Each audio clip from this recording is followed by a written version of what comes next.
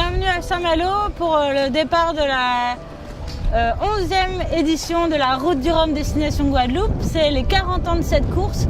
Alors on part de Saint-Malo, on passe une porte au Cap-Fréhel et la prochaine marque c'est la Tête à l'Anglais à Pointe-à-Pitre en Guadeloupe. Donc vraiment un parcours direct de traversée de l'Atlantique.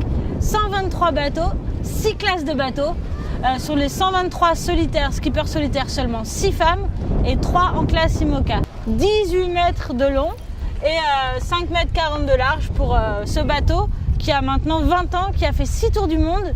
Et le prochain Vendée Globe, ce sera son 7e tour du monde en ma compagnie. La Route du Rhum, pour moi, c'est aussi cette image. J'avais 10 ans, j'étais gamine, je regardais la télé et je vois cette femme sur un bateau incroyable, Pierre Ier. C'était Florence Artaud, a gagné la Route du Rhum.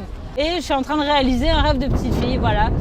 Grâce à mes partenaires, grâce aussi à Sauver le cœur des femmes, avec qui je travaille depuis quelques années et qui me soutient. En tout cas, je suis très fière de porter les couleurs de Sauver le cœur des femmes pour cette nouvelle étape dans ma carrière de navigatrice. J'ai voulu que mes bateaux de course soient un outil au service du sport, de la science, de l'éducation et de la technologie. Un vrai projet citoyen, un projet de partage. Donc aujourd'hui, nous avons des missions pédagogiques et scientifiques.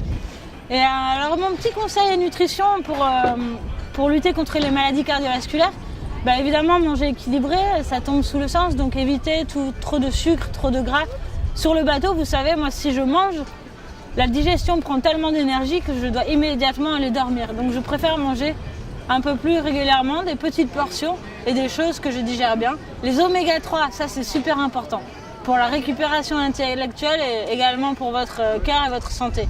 N'hésitez pas à manger une petite sardine de temps en temps. Si je pouvais vous donner quelques petits conseils pour la prévention des maladies cardiovasculaires, c'est d'essayer de faire un peu de sport si vous n'en faites pas du tout.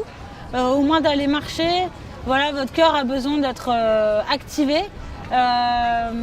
Danser si vous n'aimez pas le sport, mais en tout cas essayez de bouger. Et pensez à respirer fort, parce que ça aussi ça fait partie du bien-être et de la récupération. Vous pouvez faire des petits exercices de yoga que vous pouvez voir sur YouTube. Je vous en ferai un pendant la course, je vous l'enverrai. Réalisez vos rêves, en tout cas ne les oubliez pas. Les enfants, je vous le dis souvent, écrivez votre rêve sur un petit bout de papier. Alors il y a plein d'adultes qui vont vous dire que c'est pas ce qu'il faut faire, c'est pas bien. Et un jour vous retomberez sur ce petit bout de papier et puis vous irez vers cette chose qui vous fait vibrer, cette passion, comme moi j'ai la chance de l'avoir eue très jeune.